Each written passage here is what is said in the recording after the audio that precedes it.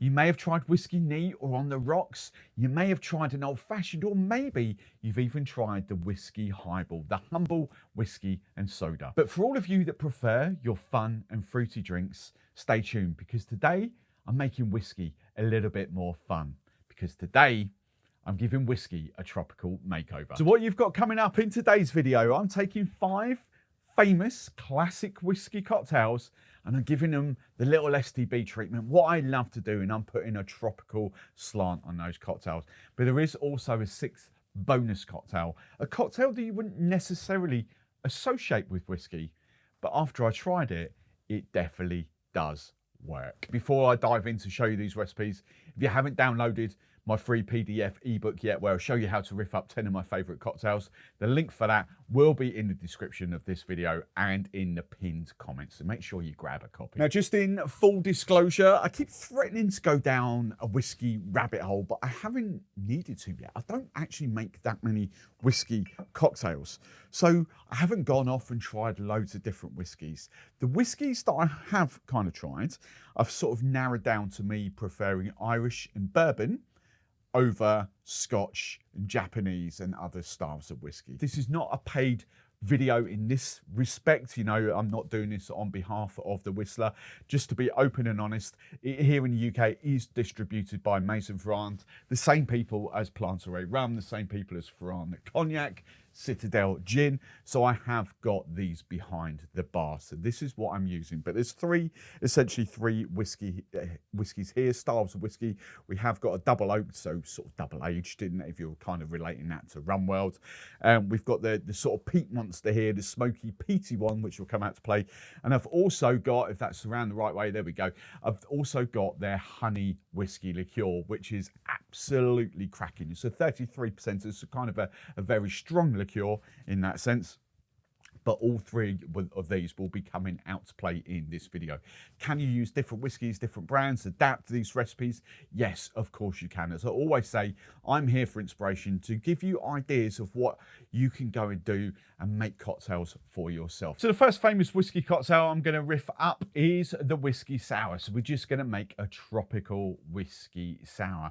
This should be loads of fun. We've got passion fruit, we've got pineapple notes going through here, but I'm also having a little play of the way I do the foam. So that's coming up in a second. So first ingredient we're going for is this double oaked Whistler. So basically it means double aged. It's been aged in 2 different sets of barrels. So it's the Whistler Irish whiskey. So we want 45 ml, 1.5 ounces of, well, your favorite whiskey, to be fair. Okay, so that's ingredient 1. Ingredient 2. I've chatted about this quite a lot. Chinola, 50% of this bottle is Dominican Republic rum. The other 50% is Dominican Republic passion fruits. Absolutely incredible, incredible product. So for this cocktail, I just literally want 1/2 ounce of 15 ml. They do say with this, and I do this. I take it off the bar as soon as I've got it. Hang on, let's put my pour around the other way. Keep refrigerated. There we go. Sorry, I've got dodgy pour on there. So I do keep this in the fridge. I hadn't picked that up on the bottles when I first started using them, so they were out in the back of the bar, but I have gone through 1 bottle. I've got another bottle down there, you know, and got mango, so they do go back into the fridge after I finish filming them. How much difference that actually makes, I don't know, but it's the same with the Real purees. We could talk about the Reals now, that's just coming up. You know, they do, so these are, I always call them long life and shelf stable, and they are, but like any product like this, the flavors are going to be kept fresher if you do keep them in the fridge. Okay, it's one of those things. They're never going to go off because they're sugar, but they do, you know, it's the whole best before thing. It's going to say, look, if you keep this in the fridge, they guarantee that same taste is going to be as fresh as it can be after 3 months. But after 4 or 5 months, probably not. If you keep it on the back of the bar, it's going to taste as good as it possibly can be until after a month. But then in month 2, month 3, month 4, the flavors are going to start deteriorating a little bit. That's not saying it's going to go off. It's just not going to be as fresh and vibrant as it would be if you kept it in the fridge and used it within 3 months. Okay, so that's the whole point with that. And any of those syrups are the same. But the point is, with Real, because they are the highest or the biggest premium, how could I explain it? They are The syrup brands, effectively they're a syrup brands. We call them the premium syrup brands because they are the syrup brand with the highest amount of actual fruit in them. This is puree, so 40% of this bottle is pineapple purees. No concentrates, no juices or anything in there like other syrup brands. This is just puree in there. Hence you would keep it in the fridge, okay? So that's the point of difference there. So for this, I just want 10 mil. I think I've got to put my jigger around the other way. I'm trying out this new jigger as well. I've been sent this by Utopia. It is, what's his face? The Calabrese jigger. I'll flash a little photo up on there, but it's actually quite cool. I'm getting used to it. It's just the numbers are a little bit there, but you've got 50 mil one side and 60 mil the other side. So you've got your lines for 50 mil, so 10, 20, 30, 40 in one side. But then in the other side, you've got your ounces, so half an ounce, 1.5 ounces, etc., etc. So, but because the numbers are a bit small, when you get liquid on them, it's a little bit hard to work out which ends which. Honey syrup, again, so I've swapped this around.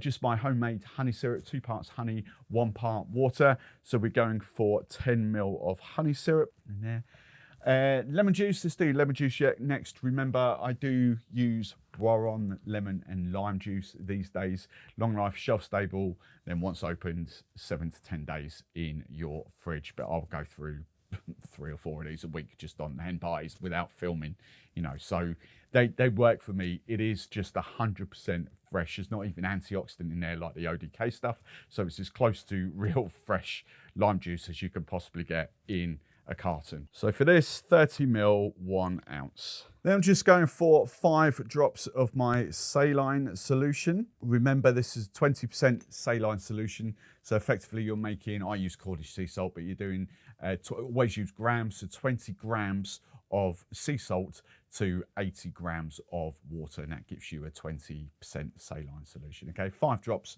pretty much the standard if you're doing, if you're kind of doing that sort of ratio, that 20% saline solution. Okay, it's not enough to make your drink salty, but it's enough to kind of elevate the flavors. Now, the last little ingredient I want to talk about is this. I'm just road testing this because I've seen a lot of London-centric bars now, because this is pretty much the go-to product now, Miss Betty's, let's give you a close-up for that, for foamers in the industry, because it is alcoholic, means it's stable, it's long life, shelf stable, etc., etc., etc. But for ease, for quickness, a lot of bars I've seen, especially the big chain bars, the high volume bars, are actually making up their foamer solution and sort of asking a few of them. I've had a couple of varying things, and I've spoken to Miss Betty's, the brand, about this. There's the sort of overriding level is 10 drops of that per 25 ml of water. There are some that I've seen do a little bit more. There are some that I've sort of seen doing less, but the overriding majority are going for this 10 drops in 25 ml of water, which then just gives you 10 ml. You just do 10 ml per cocktail. See, I'm struggling for the thing. We're going to put a little sticker on there so I know which way's up. So 10 ml. Right, we're just going to sort of give that a good old half-fast shake now, and hopefully that should froth up at the same time. Right, hopefully you can see that down the old close-up there. That has created quite a nice bit of foam on top there, so that might be all right. So we're just going to sort of, yeah, look at that. We're just going to sort of strain that into your favourite double old-fashioned glass. This is the Cheers glass from Artis. And then just going to garnish it with the dried orange from Frona and a sprig of mint. So you absolutely don't lose the ethos of what a sour is from that cocktail. You've got the whiskey forward. You've got the citrusy note in there as well, so you've got that whole whiskey citrus, and then the sweetness, the ethos of a sour. You've got the foamers, which do create that foam on top and give you that kind of vibe that is a sour. But then the thing I really love about that, none of those tropical flavors really sort of dominant. You know, it's not sweet, it's not like real fruit in your face, it's like subtle, the pineapple notes, the passion fruit notes in there. I love the honey. Agave might have been another shout in there. The only thing I might have done differently is may have added a touch of bitters, like the aromatic bitters or some form of bitters in there, just to give it another little layer of flavour. But at the moment, that's fun, that's light, that's fruity, that's tropical, but that is definitely a whiskey sour.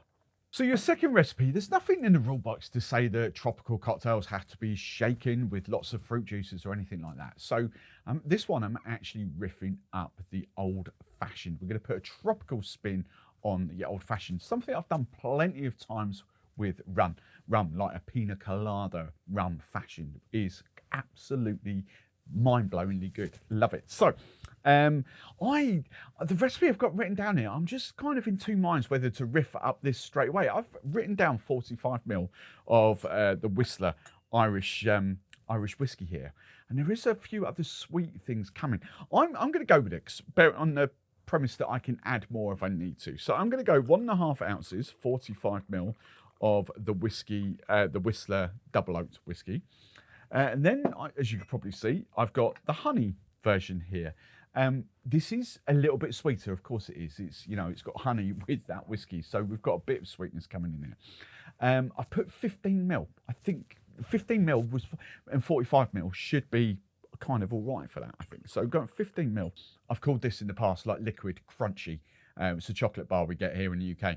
It's like honeycomb chocolate. Oh, it's absolutely love it, love it, love it, love it. Right, banana liqueur this time. We're going for Giffard's banana liqueur. I've got to swap ends here because I need my 10ml, which is that line there. There we go. So 10ml of your favourite banana liqueur. Remember, these are sweet, but they're not syrupy sweet. So it should be all right. It should be all right. And then I've got the Real pineapple puree here, and I put 10ml for this. Bear in mind, we have got a couple of other things now to sort of pair this back. Saline solution, my saline solution, 20% as I mentioned in the previous one. Five drops of that, and I am going to use the aromatic bitters this time. And I've said a couple of pipettes. I kind of with these sort of things, you know, I don't get a bit low in the bottle. That's what I call sort of like a dash of all that. So I'm going to do one, and I'm going to do, oh, that's a lot in there. I'm going to do that there, about that. So I've got 2 dashes, 2 sort of half pipettes, if you like, of the aromatic bitters. So there's plenty of ice in here at the moment. So I'm just going to stir this down.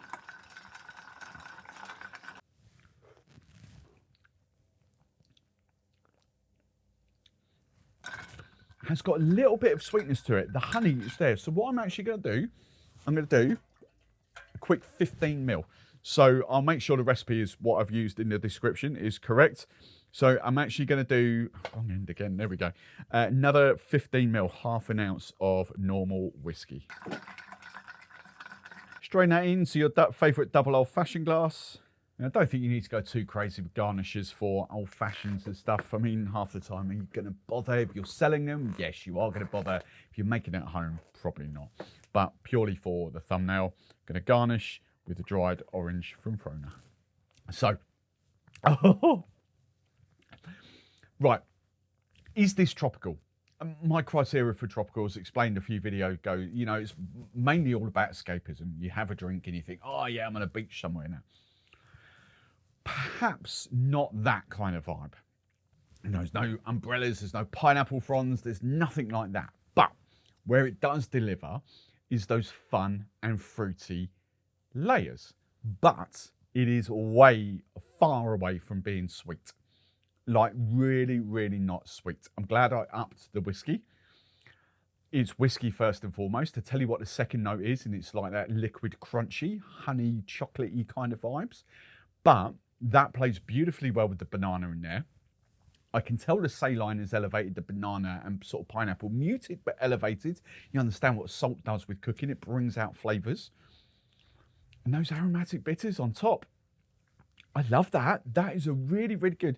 I think if you even gave that to a hardened whiskey old-fashioned drinker, they're really going to love it because say it again, it's really not sweet. That is really good. Right, so the third recipe we're going for is the Mule, like the whiskey mules, Kentucky mules. They are a big deal. Whiskey and ginger, huge deal, of course it is. So that's the vibe we're going for. You notice I've swapped whiskies this time. Kind of fancied like a little bit of peat, a little bit of smoke going on with this cocktail.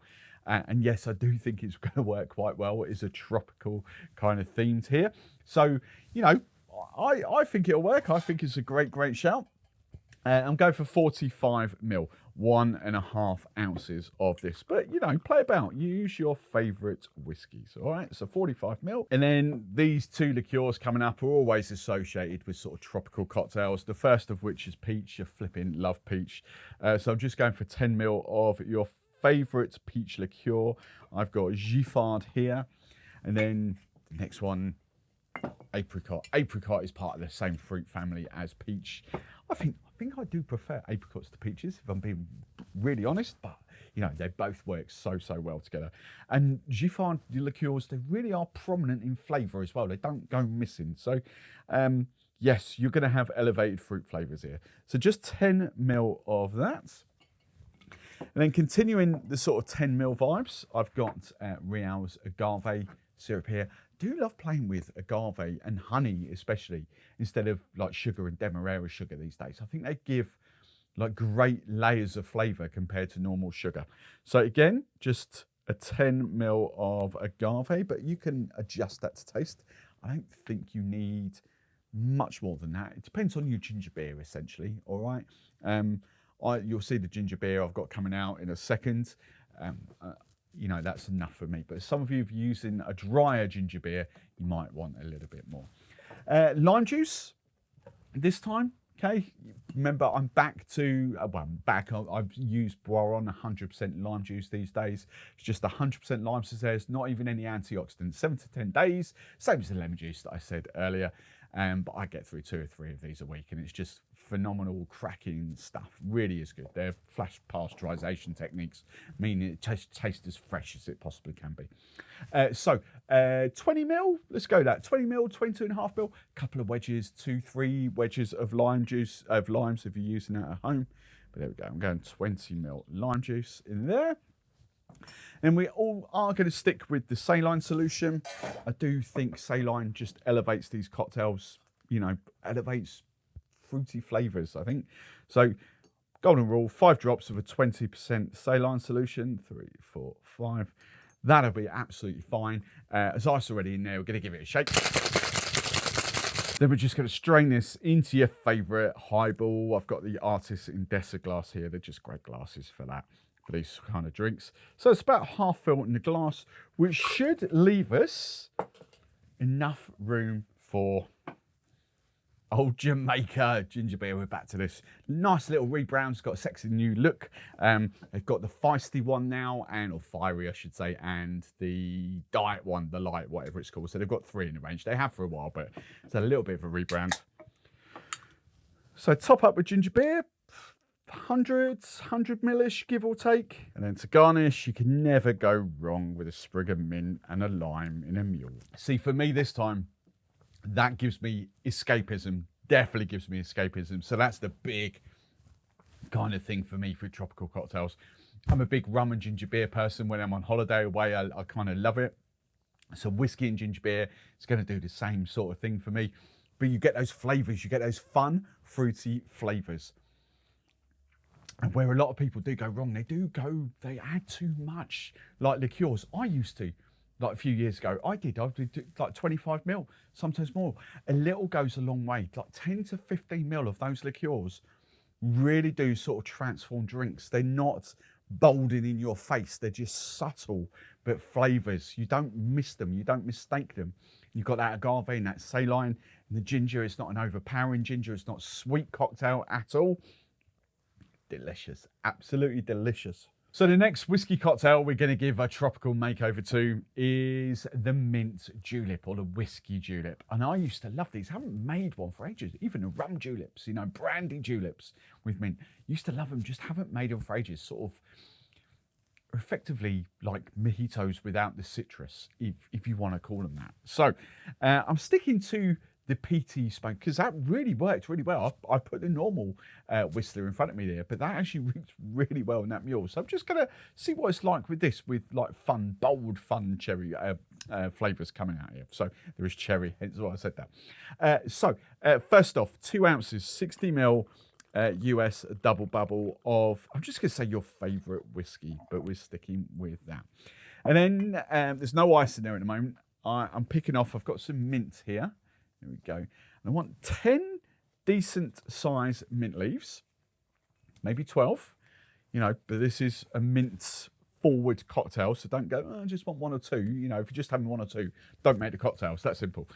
You know, so there we go, get rid of, and then we'll have that one. I've lost track of how many that is, but I can feel it in my hand. There's probably 10, probably 12 there, to be fair. Right, let's pop those down there. Right, I like to do this anyway.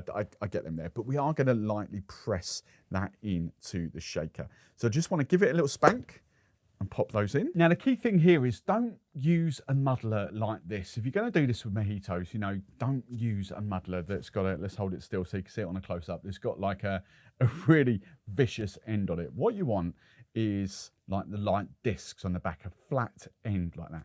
Because all we're going to do is just gently press those down. We don't want to shred them. We're not going to break them up and tear them into little pieces or anything like that. We just want to press them down, extract all that mint flavour out into the whiskey. All right, let's crack on with the other ingredients. The apricot is coming out to play again this time. I think this will work beautifully well in here. Apricot and mint works really, really well. Again, using the theory I did last time at 10 ml. Don't use too much. Don't go too fruity, too sweet. No, tropical doesn't necessarily mean sweet. It just means playful, fun, you know, fruity escapism. It doesn't mean like loads and loads of sugar. Next ingredient, the black cherry from Real. Absolutely incredible stuff. Love this stuff. Fun and fruity. I would put it in my top, bearing in mind Real have got, what, 20, we've got 22 here in the UK, another 3 to 4, another 4 in the US, so 26. I would put this definitely in my top 5. It might even make my top 3. Really, really good stuff, this. So 10 ml of black cherry in there. And then the final ingredient, I just had to think what it was then, pimento dram. Okay, we want spicy, cinnamony, nutmeggy, clovey notes coming through in this cocktail. Just not much though, not much. It's actually a bar spoon sort of territory. I'm going to do this 5 ml. That's all I want. All right, so don't overpower. A little of this goes a long way. And a proper bar spoon like that is 5 ml. Okay, that is 10, 15 mil. So you want proper bar spoons if you're going to measure 10 for 5 mils, that sort of thing. All right. So proper sort of teardrops. That's the difference there. Right. I'm going to load this up with as big ice cubes as I want because I don't want to shred that mint right down. I just want nice big ice cubes, and then give it a good old shake. I'm going to strain that into my favourite glass. I'm going to use a Mai Tai glass this time. Crown with more crushed ice. It's garnish, good old sprig of mint, and a maraschino cherry. Oh, that's a really good cocktail. I like that. I'm saying it is tropical, but I'm going to be open and honest here straight out. I think some of you are going to want to add more sugar to that. That won't be sweet enough for quite a few people. The cherry notes are there. So the 2 top notes for me in that is that smoke from the whiskey and the cherry. And I think they really do work together. The second sort of note that comes off there is those sort of spice notes from the pimento dram, that sort of cinnamony, all spicy, clovey kind of note that just come through there a little bit. And then you get that fun and fruitiness coming off the end there. What would I have done differently? I love the flavour combination. It might just be a case of adding a touch of extra like agave or something like that. Just a little bit of sweetness, just to kind of round that out. In fact, hang on a second.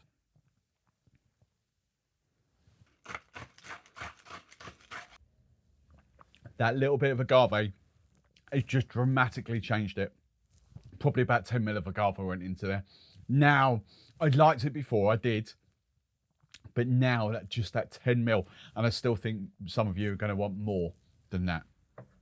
But now those flavours come alive. Now that sort of cherry, now that agave brings the apricot notes really to the fore. The cherry, my maraschino cherry's down there somewhere. But yeah, that's really good. That is escapism now for me. That's fantastic. Right, the fifth whiskey cocktail we're going to riff up is the Lynchburg lemonade. Remember, there is a bonus recipe coming as well. And remember, you can download my free PDF ebook showing you how to riff up 10 of my favorite cocktails. Link for that will be in the pinned comment and in the description of this video. Now, the Lynchburg lemonade, I really don't think this cocktail gets as much love as it should do.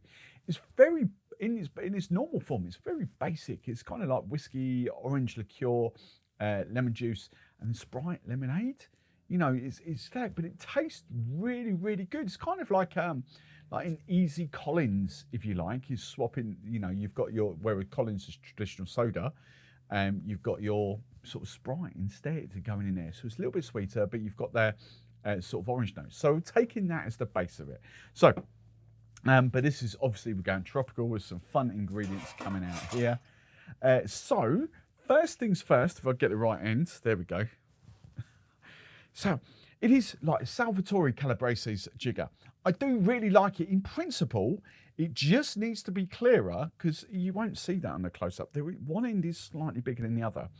It just needs to be clearer which end is the ounces and which end is the mil. As I say, one's 50 mil, one's 60 mil, but you do struggle in certain lights to see the, if I pull the light so you can't see it, the numbers are actually quite visible, but if the light's shining on it, you can't see it. So I do think it needs, again, it's not perfect.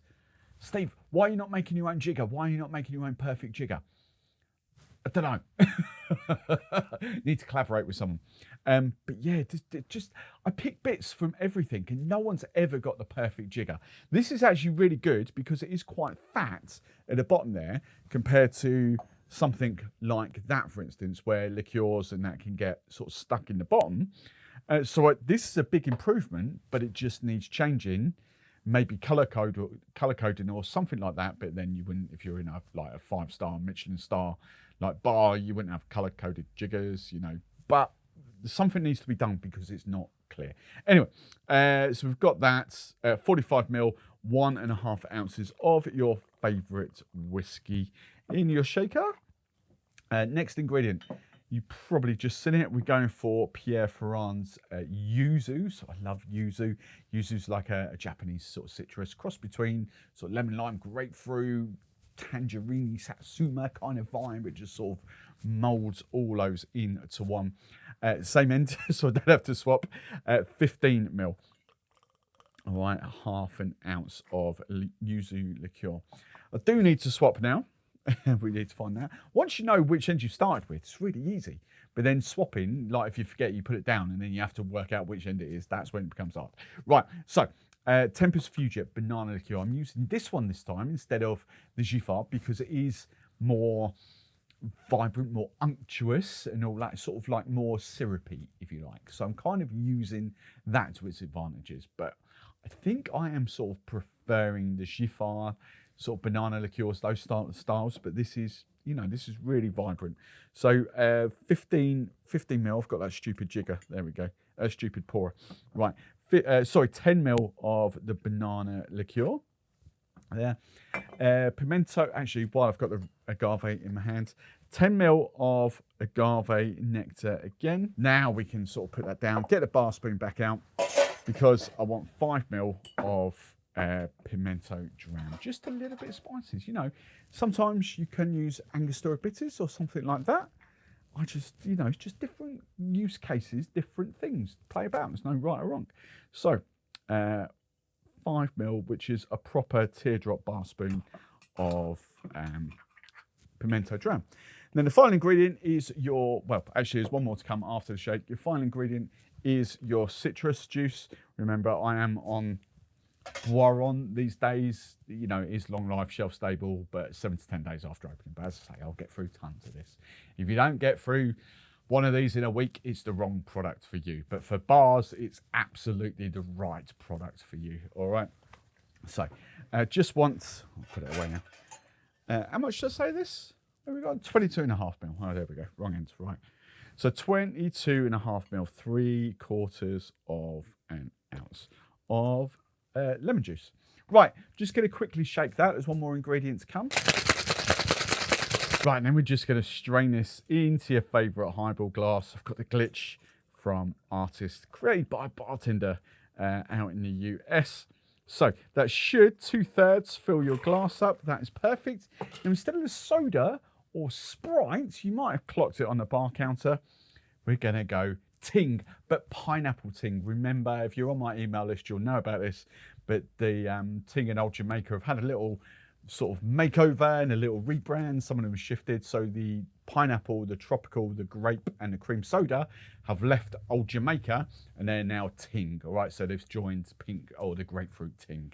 So it's pineapple ting, which I think works better. Let Old Jamaica be ginger beer. Let it be what it started off to be. So just going to top up with a pineapple soda. Basically, we've swapped the Sprite or the soda water for pineapple. Simple. These are my guilty pleasures. I flipping love these. Then obvious garnish, more mint and a pineapple from Frona. So that's the token fun and fruity one. I can already get a sense of what I would do differently, and I'm going to do it in a second because it's an easy fix for this. Yuzu comes out. The whiskey comes out. The pineapple soda comes out. The banana's there. It is just a slightly elevated sweetness level. It's probably the sweetest one I've made so far out of all of these 5. And I say this, there is this bonus one that's not a whiskey cocktail in its own right, but we're going to turn it into a whiskey cocktail. And it works really, really well. But the thing I would have done for that is saline solution. This is just crying out. You can tell instantly. It's just crying out for that sort of savoury, elevated flavours. So 1, 2, 3, 4, 5.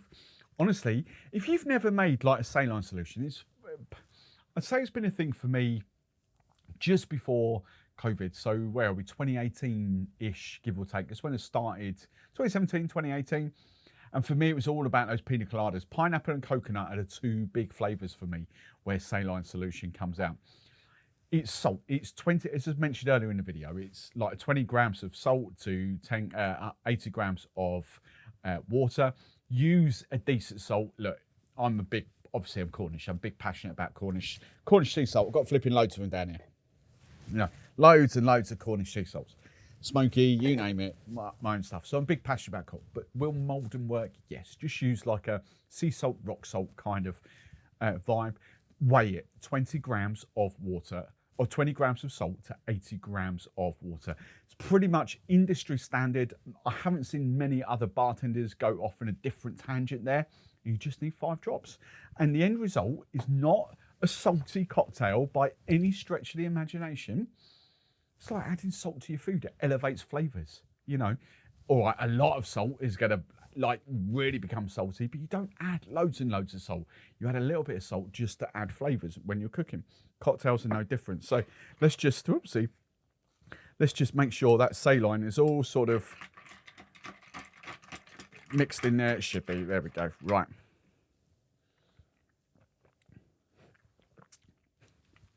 It's an instant change. And you might think that is mad. How can 5 drops do that? But I promise you, it does.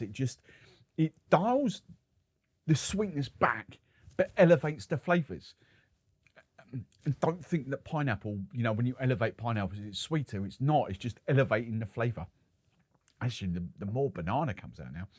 I think the other thing I would have done, because I've got quite used to that now, is actually put in the PT whiskey, the smoky whiskey in that. That might have been a good shout. But I love that. That's really good. Now, the bonus recipe that I've been mentioning, look, when I always like to do research and like my own little ways of research. I'm not all about the origins of cocktails or anything like that. I kind of like for inspiration, all right? And then how can I put my twist on what I've seen? So, when I searched tropical whiskey cocktails, there wasn't an awful lot that came back for obvious reasons. There was a few, and there was bits I've drawn, various inspiration for now. But the one thing that did keep coming back over and over again was a whiskey pina colada, which got me thinking, well, hang on, you know, why wouldn't that work? You know, why wouldn't it? Because when you look at it, for me personally, the better pina coladas are aged rum. And of course, aged rums are aged in whiskey barrels. So you've got those whiskey notes in a pina colada anyway. Yes, a lot of people might use coconut rums or unaged rums, but I do. Like I've always said it, look, people go off at different tangents. We're going to go off, you know, down a little rabbit hole here, but I often think Bacardi 4-year-old is one of the most outstanding rums for A, for cocktails, but B, for the pina colada. And up to a point, I haven't been on the website for ages, but even to a point where Bacardi used to say and advocate for Bacardi 4-year-old in a pina colada. That was their go-to. It was their standard serve. You know, it wasn't Bacardi White, the Casablanca, Bacardi 4-year-old. And it's just those aged notes. You take your rum, you put it in whiskey barrels, not for many years. Obviously, the 4 is for 4 years old. But it takes those, it takes the whiskey element, but it takes those sort of vanillins, those toffee, those caramel notes from the barrels. And I think that works in a pina colada. So in that respect, why wouldn't a pina colada with whiskey work? I'm going to take this in a different direction, though, because if we're just doing a straight swap, it is obviously going to work. If you're just doing like your double oaked with coconut and pineapple, it's going to work. Of course it is. So what I wanted to do instead is use all 3 of the whiskies because we've got a bit of smoke, we've got a bit of double oaked, and we've got a bit of honey. That sort of honey and chocolate vibes going on there.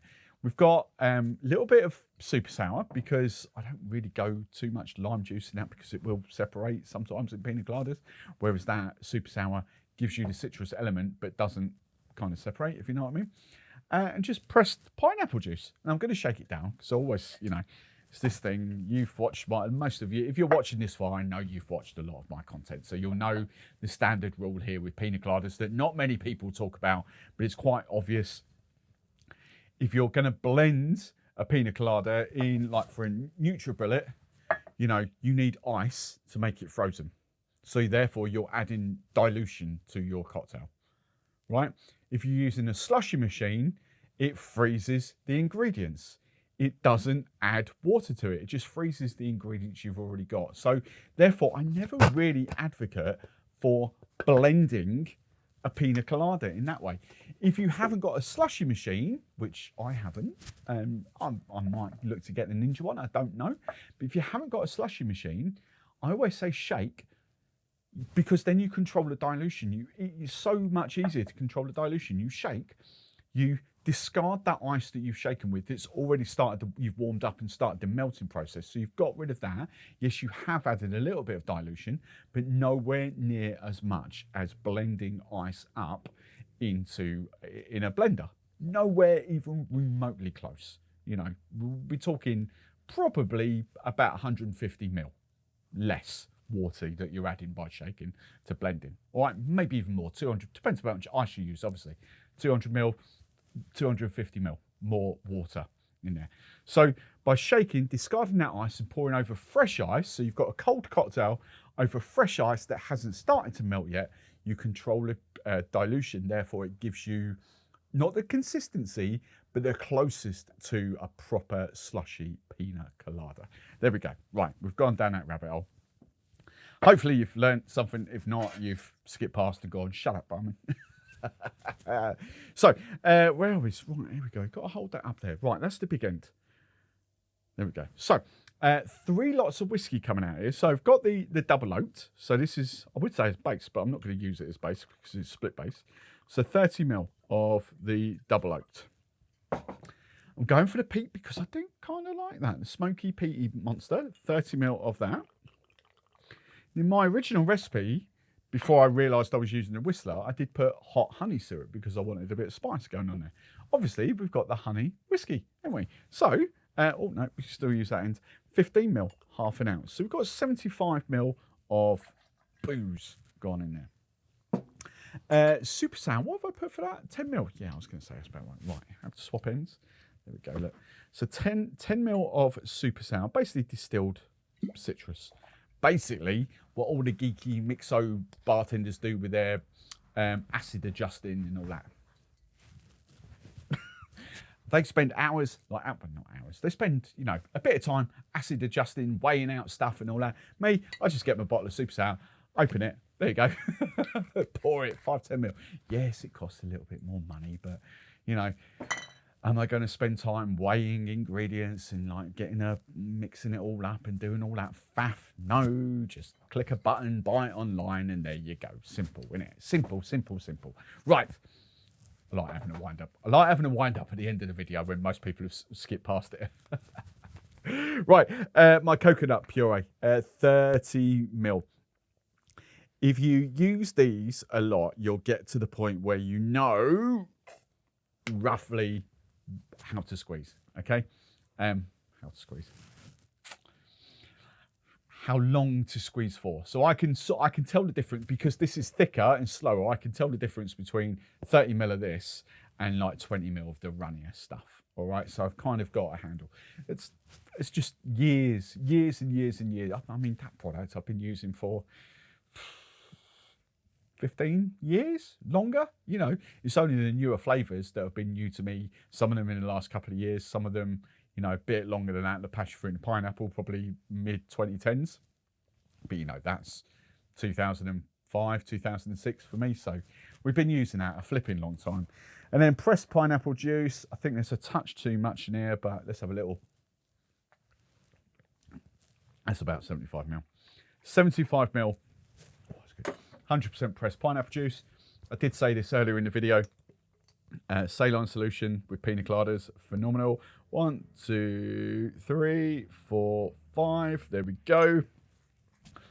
Do I want anything else in this? I haven't put anything else, but there's something telling me that I should do something. But that's like a standard sort of pina colada, isn't it? So there we go. Big old chunks of ice. Right. So we get to the end of the video now, and it's the die-hard. I don't want to call you fans, but the people that love my content. It's the die-hard that watch you now. Hello. Right. And also, I'm not turning this one into short form either, so I can like waffle a bit longer. Right, good sort of shake. I'm going to stick the straw in here because in my head, I do kind of want something else. Oh God, no, I don't. Woo-hoo-hoo. Oh. Wait for it. Right. That one. Bit of crushed ice.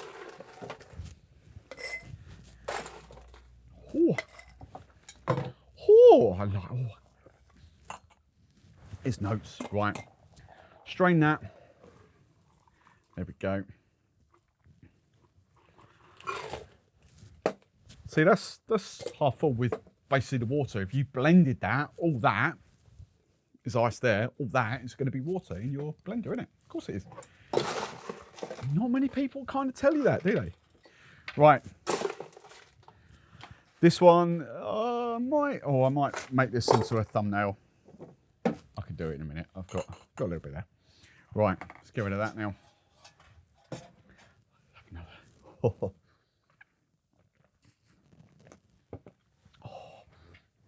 that is so good. All three of those whiskies. Actually, that's a lie. Definitely two of those whiskies. I would say, obviously, I'm getting the 15 ml of the honey. Without question, that is really, really coming through.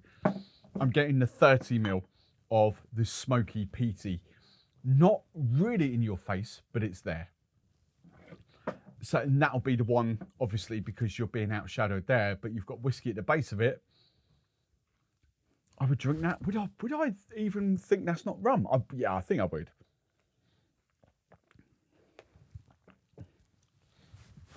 I'm not overly convinced. I think if you put that down in front of me, I would get the honey and I would get smoky, but I wouldn't necessarily think that was whiskey. I probably wouldn't even dawn on me that that was whiskey and not rum. Oh, that is dangerously good. You could tell that sort of saline-y elevation of flavours, coconut and the pineapple. That is seriously, seriously good. Honestly, try it. I want, for those of you, for the small amount of people that are still watching this, I want you to let me know in the comments below. A, which one of these is your favourite? But B, have you got the balls? So, That's the wrong thing to say. Let's be politically correct. Have you got have you got insert other word here to actually try a pina colada with whiskey instead of rum? I want to know. I really want to know, because that's flipping delicious. And I know if I took it in there to Mummy Barman, I know she's going to polish it off without even realising it's not rum. So there we go. 5 whiskey cocktails, tropically fired, and 1 rum cocktail turned into a whiskey cocktail. Cheers, I'll see you next time.